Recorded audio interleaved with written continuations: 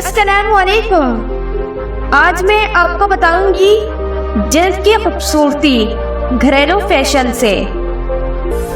दही से बेजान चेहरे पर रौनक आ जाती है, क्योंकि दही में कैल्शियम, पोटेशियम और जिंक की खूबियां पाई जाती हैं, जो जल्द के लिए फायदेमंद होती हैं। इसके साथ साथ दही चेहरे के दाग धब्बों को खत्म करने में मुफीद है।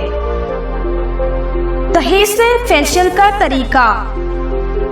सबसे पहले क्लींजिंग करने के लिए दही और लेमन जूस अच्छी तरह मिक्स कर लें और इसको चेहरे पर लगाकर 10 मिनट तक मसाज करें और फिर चेहरा ठंडे पानी से धो लें।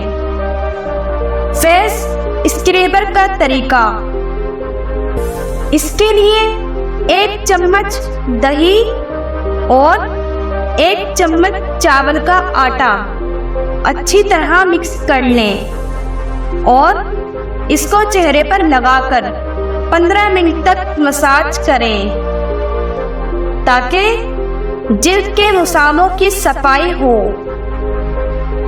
फेस पैक का तरीका।